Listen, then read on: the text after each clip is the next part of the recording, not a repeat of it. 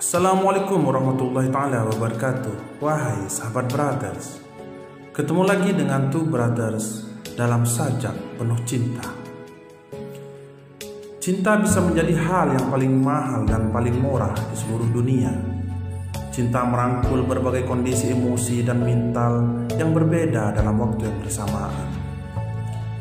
Kamu tidak bisa mengatakan dengan yakin bahwa cinta itu memiliki definisi tertentu, karena setiap orang memiliki pandangan yang berbeda tentang perasaan cinta.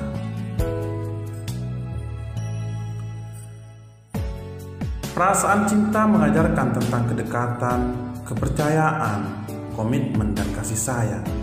Ini adalah dasar cinta, yaitu ulas asih.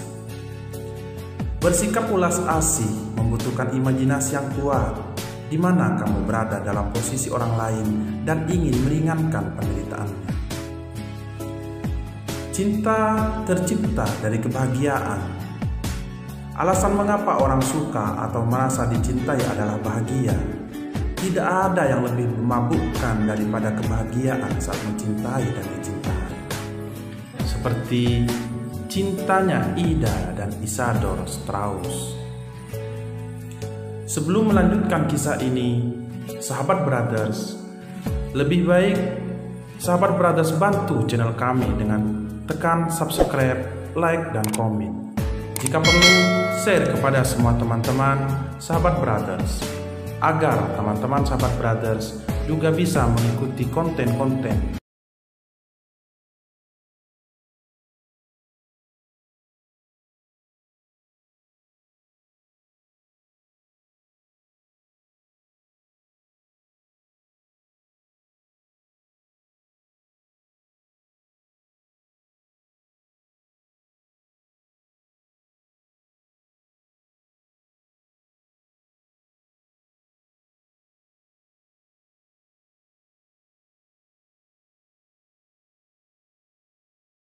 menakjubkan dan sangat menggugah hati adalah kulontarkan doaku ke langit.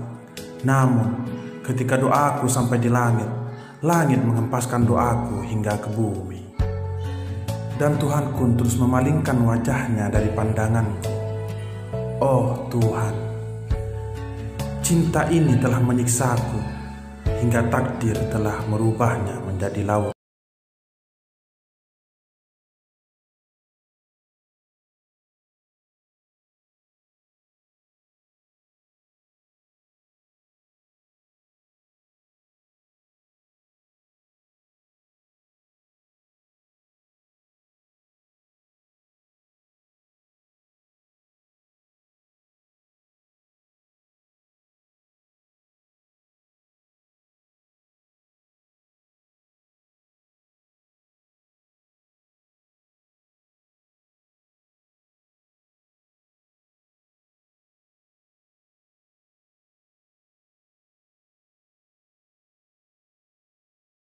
Kisah cinta tragis antara Ida dan Strauss terjadi di tengah pelayaran kapal Titanic.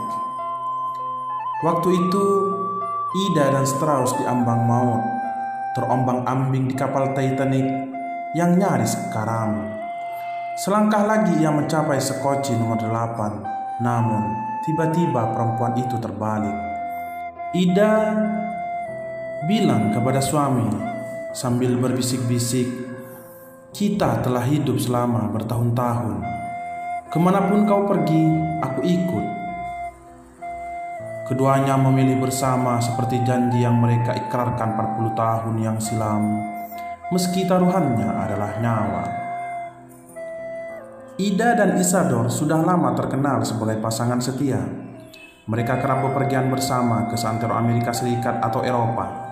Jika Isadore harus pergi sendirian dalam perjalanan bisnis, mereka akan saling berkirim surat.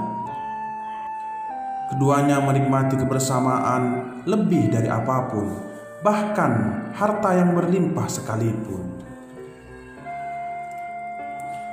Rosalia Ida Strauss yang berdarah Jerman Amerika lahir di Worms pada 1849 pada usia 22 tahun. Ia menikah dengan Isadore Strauss.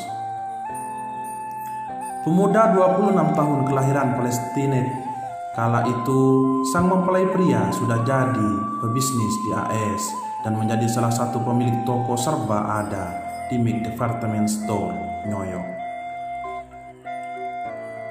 Uang tak pernah jadi masalah bagi keduanya. Dengan kekayaannya, Isadore Strauss bisa dikatakan sebagai miliarder pada masanya.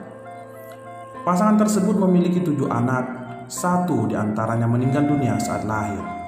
Pada awal tahun 1912, pasangan tersebut menikmati musim dingin di Eropa, menghabiskan waktu di Cape Martin, Prancis Selatan. Awal April mereka kembali ke rumah di kota New York dengan menaiki RMS Titanic. Setelah kapal termewah pada zaman itu menghantam gunung es dan mulai karam, semua orang bergegas menuju dek demi mendapat tempat di sekoci yang tak sebanding dengan jumlah penumpang. Di tengah kepanikan, awak Titanic memutuskan untuk mengevakuasi anak dan perempuan terlebih dahulu. Ida dibawa ke sekoci nomor 8. Dan karena menjadi bagian dari kelas elit, Isadore ditawari bangku dalam sekoci di sebelah istrinya, namun pria sejati itu menolaknya. Dengan suara tegas ia berkata pada Kolonel Grace, "Aku takkan pergi lebih dulu dari pria-pria lain." Ia kemudian bahkan bersikukuh agar pembantu barunya Ellen Beth masuk sekoci. Seketika gadis Inggris itu ragu. Ia memberikan mantel bulunya yang mahal, mengatakan bahwa ia tak lagi membutuhkannya. Saat Kolonel Grace dan sejumlah rekan mencoba membujuknya, Ida tetap menolak. Ia tak mau berpisah dari pria yang ia cintai. Dia bilang kepada Grace, "Aku tak akan berpisah dari suamiku. Kami akan hidup atau mati bersama." Ida dan Isadore kali terakhir terlihat di dek dalam kondisi saling berpegangan tangan. Saksi mata yang melihat pasangan itu mendeskripsikan adegan tersebut sebagai momentum luar biasa yang menunjukkan cinta dan kesetiaan yang sejati. Ida dan Isadore Strauss meninggal dunia saat Titanic karam di Laut Atlantik yang nyaris beku. Jasad Isadore ditemukan dan dibawa ke Halifax, Nova Scotia, di mana identitasnya kemudian dikonfirmasi. Jenazah sang miliarder lalu dibawa ke New York. Sayangnya tubuh Ida tak pernah ditemukan hingga saat ini. Sebuah sinotap atau monumen yang bentuknya mirip nisan didirikan bagi Ida dan Isadore di Strauss Mausoleum di Woodlawn Cemetery. Sebuah kalimat dari King of Solomon atau King Sulaiman tertera di sana. Air sebanyak apapun tak akan memuaskan dahaga cinta, juga tak bisa membanjiri atau menenggelamkannya.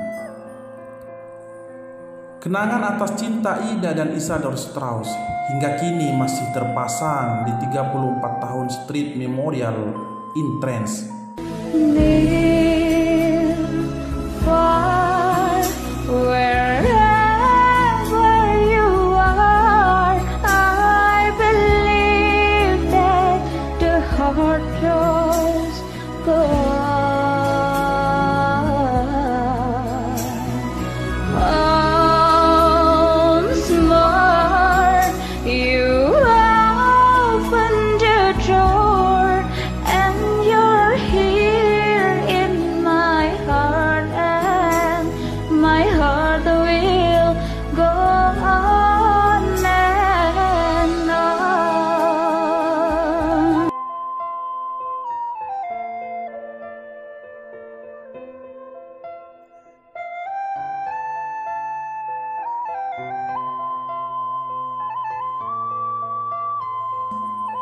Selain kisah cinta yang menggetarkan hati, ada juga sejumlah jalinan asmara penumpang Titanic yang masuk kategori terlarang.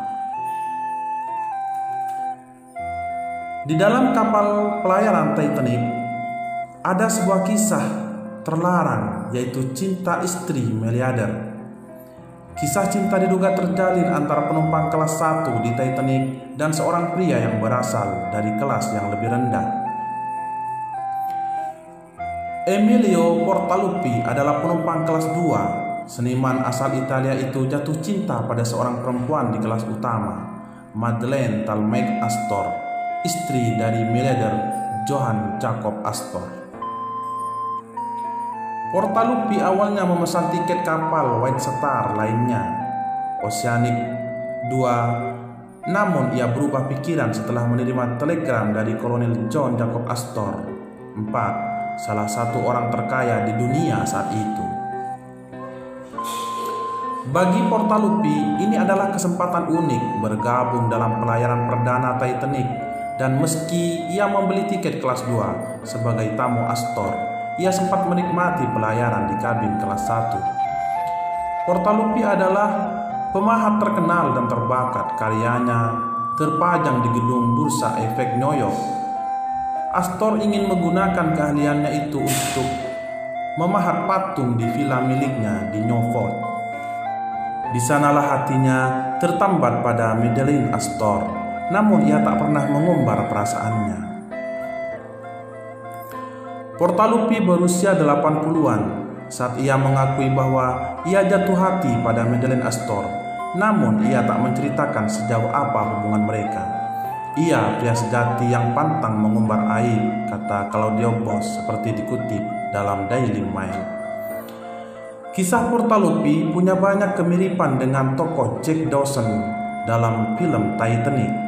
Seperti halnya Jack, ia diundang makan malam di kelas 1 pada 14 April 1912 pada malam nahas itu. Saat Titanic menabrak gunung es, ia berada di kabinnya, mengira kapal telah sampai ke New York dan sedang berlabuh. Ia meninggalkan kabinnya hanya dengan jubah tidur lalu pergi ke dek. Portaluppi awalnya mencoba melompat ke sekoci yang diisi perempuan, namun ia kehilangan pijakan dan tercebur ke air.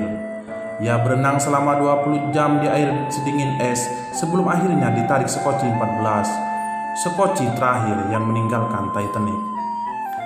Bahwa ia berenang selama 2 jam terkonfirmasi pada 16 Januari 1913. Kala itu New York Times memberitakan gugatannya senilai $20.000 ke Ocean Steam Navigation Company atas kerugian fisik dan materi.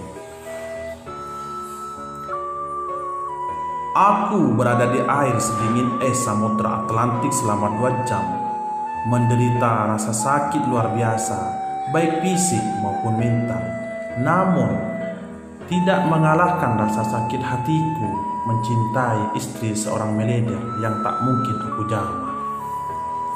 Portaluppi memberikan bahasa-bahasa sajak kepada dirinya dan kepada teman-temannya. Namun rumor beredar, ia masuk ke koci Titanic dengan menyamar sebagai perempuan. Setelah selamat dari Titanic, Portaluppi bergabung menjadi tentara di Angkatan Bersenjata Italia pada Perang Dunia I dan menikah untuk kedua kalinya. Meski tak pernah saling menceraikan istri pertamanya, Madeleine Astor juga selamat dari musibah Titanic. Ia yang sedang hamil 8 bulan dinaikkan ke sekoci nomor 4. Sang suami tak ikut naik kapal penyelamat. Johann Jacob Astor, salah satu pria yang kaya raya di dunia itu, sempat membantu perempuan dan anak-anak masuk ke dalam sekoci dan tetap tinggal di Titanic hingga kapal itu karam. Madeleine Astor menikah lagi di tengah Perang Dunia I, kehilangan hak atas kekayaan yang ia warisi dari mendiang suaminya, yaitu Johann Jacob Astor. Itulah serentetan kisah-kisah cinta yang terjadi di pelayaran kapal Titanic, yaitu kapal terbesar dan termegah dunia pada saat itu, dan melakukan pelayaran perdananya. Namun Tuhan berkata lain, Titanic harus tenggelam ke dasar lautan. Terima kasih kepada semua teman-teman, sahabat brothers yang sudah sudi menonton video ini hingga selesai. Jangan lupa subscribe, like, dan komen. Wassalamualaikum warahmatullahi wabarakatuh.